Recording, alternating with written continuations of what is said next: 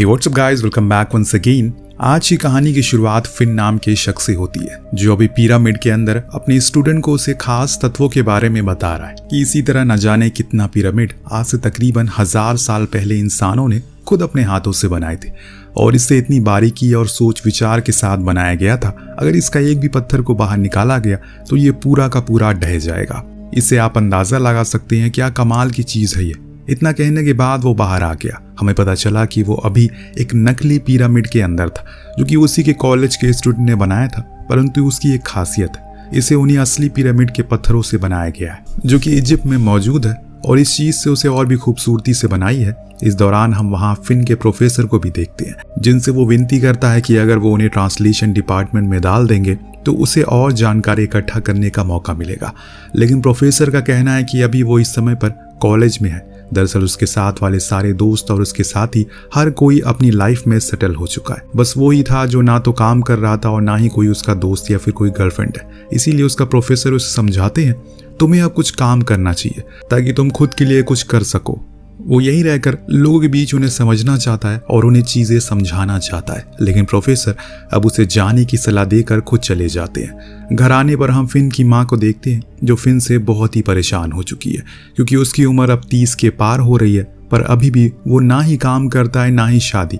हमेशा बस चारों तरफ किताबों से घिरा रहता है। दिन रात बस इतिहास की किताबों के पन्नों में उलझा रहता है, जो चीज उसकी माँ को पसंद नहीं आती। इसीलिए उन्होंने आज अपनी एक दोस्त की बेटी को बुलाया ताकि वो उसे बात करे और अपनी लव लाइफ की शुरुआत करे। काफी देर मनाने के बाद फाइनली वो मान गया। फिर ग्रेना आ गई। दोनों ने आपस में काफी बातें की। लेकिन जब बात आई प्रोफेशन की तो फिन ने कहा कि वो स्टूडेंट है, जो सुन वो थोड़ा अचंभित हो गई, क्योंकि ये उम्र अब स्टूडेंट वाली नहीं रही है। हालांकि उसने उसके मुंह पर कुछ कहा नहीं, लेकिन अब वो बातें घुमाने लगी। उसके आव भाव से पता चल रहा है कि उसे उसमें कुछ खास दिलचस्पी नहीं है, जिस चीज को फिन भी भाप लेता और समझ जाता है कि मर्द के लिए काम कितना जरूरी है, फिर चाहे वो कितना भी होशियार या फिर अच्छा हो दिखने में। अगर वो सुबह घर से बाहर नहीं निकलता तो थूके हुए पान की तरह इज्जत करी जाती है उसकी। अब जब तक फिन की मॉम चाय लेकर आती, ग्रेना उठकर जाने लगी, ये कहकर कि उसे काम पर जाने में देरी हो रही है। ये भी फिन के लिए ताना ही था। खैर, आज का दिन तो गुजर जाता है, लेकिन अगले दिन वो उन्हीं किताबों में फिर से उलझा पड़ा था। आज उसके हाथ एक नक्शा लगा जिसमें वो काफी मगन था। इसी दौरान उसके कमरे में उसकी माँ आकर एक लिफाफा रख कर जाती है, जिसमें कुछ नहीं लिखा था। लेकिन जब फिन ने उसे अपने हाथों में पकड़ा तो धीरे धीरे करके उस पर अक्षर आने शुरू हो गए। दरअसल ये एक खास किस्म की लाइब्रेरी में असिस्टेंट के लिए इंटरव्यू लेटर था, जिसका तरीका थोड़ा अलग था।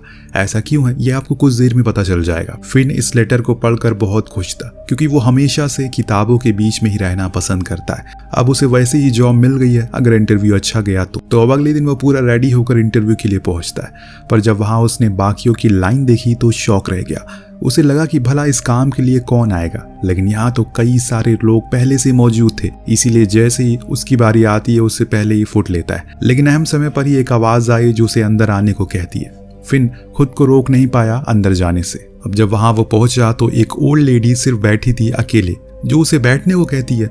बस एक ही सवाल करती है कि तुम इस जॉब के लिए खुद को काबिल समझते हो।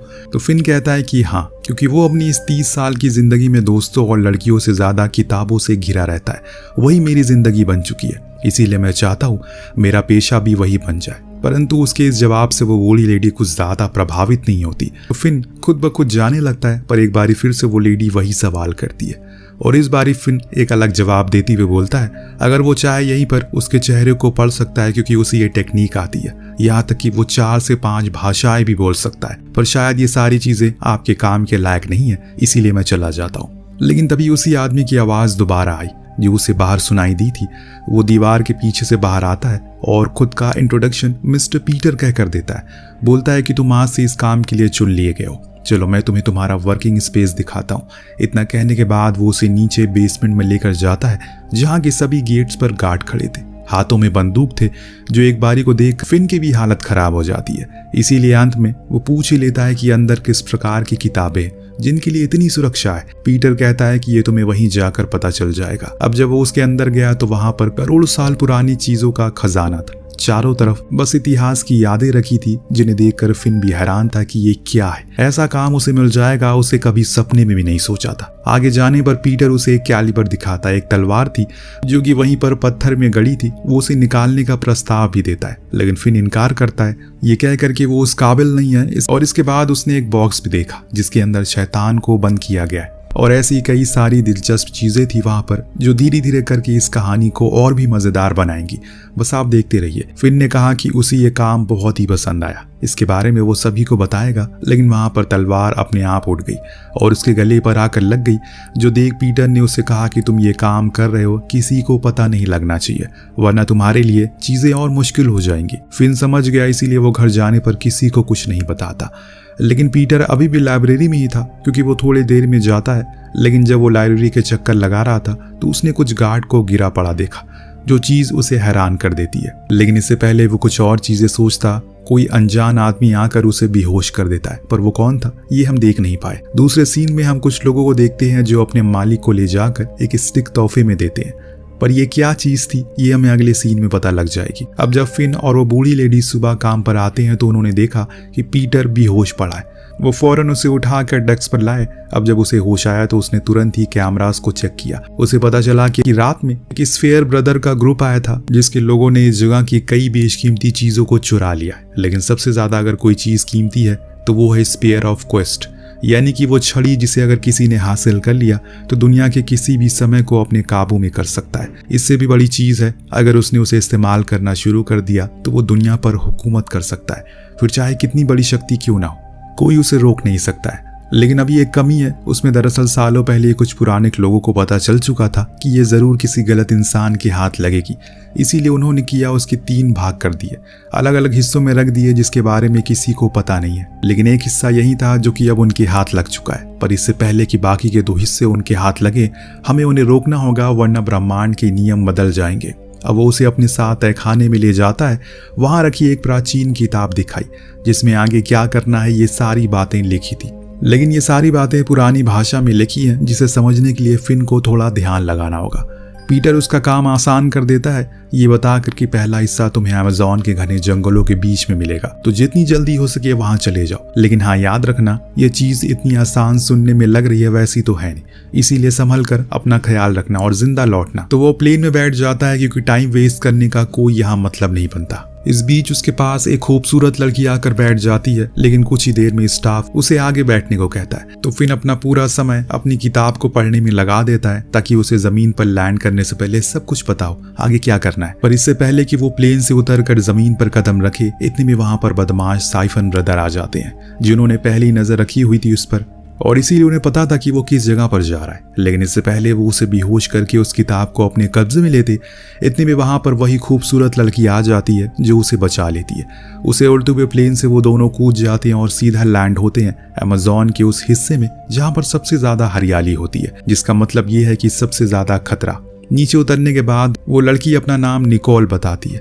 उसका काम है फिन की हिफाजत करना, ताकि वो जल्दी से अपना दिमाग का प्रयोग करके उस पहले हिस्से तक पहुंचकर उसे हासिल कर सके। धीरे धीरे ये लोग आगे बढ़ना शुरू करते हैं। बीच बीच में इन्हें कुछ खतरे भी आते हैं, जैसे कि एक खतरनाक ब्रिज आता है जो बेहद ही कमजोर था। इसीलिए जैसे ही उस पर जाते हैं, फिन का पैर स्लिप हो जाता है, जिससे कि वो लटक गया। लेकिन अहम समय पर निकोल ने उसकी मदद की और उसे ऊपर खींच लिया, वरना शुरुआत में ही उसकी जान चली जाती। अब पेड़ों की टहनियों को कटे हुए वो आगे बढ़ रही थी, और उसी कटी हुई टहनियों को देखकर पीछे वो साइफिन ब्रदर और उसके लोग भी आ रहे थे। जी हाँ, वो सब भी यहाँ तक पहुंच चुके हैं, यानी कि अब खेल में मजा आने वाला है। खैर, चलते चलते अंधेरा होने को आ जाता है, इसीलिए ये दोनों उसी जंगल में रात गुजारना शुरू करते हैं। उस दौरान वो उसे बताती है उससे पहले अभी एक लाइब्रेरियन था जिसका नाम एडवर्ड था, जिसे वो प्यार करने लगी थी। लेकिन साइफन ब्रदर के लोगों ने एक रात उसे उठा लिया, फिर मेरे सामने ही उसे मार डाला। इससे हमें यह पता चलता है कि ये जो कुछ भी चल रहा है वो पहली बार नहीं हुआ, बल्कि साइफन ब्रदर की नजर उस लाइब्रेरी में रखे सामानों पर पहले से थी। हर साल वो कुछ न कुछ चुराते हैं, लेकिन इस बारी जो उन्होंने चुराया है वो बहुत बड़ी चीज है, इसीलिए पीटर उसे अपने हाथ से जाने नहीं दे सकते। इनकी आवाजों से अब उस जंगल में रह रहे आदिवासी जाग जाते हैं, इनके करीब आकर इन्हें पकड़ लेते हैं, पर इन लोगों को वो लोग अपने सरदार के सामने पेश करते हैं। वो लोग अलग अलग भाषा में बात कर रहे थे, जो सुनकर फिन को याद आता है, अरे मुझे तो ये आती है। तो वो उन्हें उन्हीं भाषा में समझाता है वो यहाँ पर उन्हें नुकसान पहुंचाने नहीं आया, बल्कि वो तो बस अपना काम करके चला जाएगा। सरदार उसकी काबिलियत को देखकर बहुत खुश होता है, इसीलिए उन दोनों को ही आज रात यहीं रुकने का निमंत्रण देता है, जो कि वो मान जाते हैं। लेकिन जब सुबह हुई तो साइफन ब्रदर के लोग यहाँ तक पहुंच गए और इन पर गोलियां बरसाने लगे, जिसे कई आदिवासी मारे जाते हैं। लेकिन निकॉन ने फिन और बाकी के लोगों की जान बचाई और वहां से निकल गए। परंतु आगे जाने पर इन्हें एक गहरी खाई मिली, जिसके नीचे से एक गहरी नदी बह रही है। लेकिन अगर वो उसमें नहीं कूदे तो वो लोग इनका खेल खत्म कर देंगे, और इसीलिए उनके आने से पहले ये दोनों उसमें कूद जाते हैं। फिर उसी के सहारे से आगे बढ़ते हैं। कुछ दूरी पर जाकर जब ये किनारे आए तो फिन ने बताया कि यहाँ से कुछ ही दूरी पर वो जगह मौजूद है जो हमारी मंजिल है, इसीलिए अब जल्दी चलो।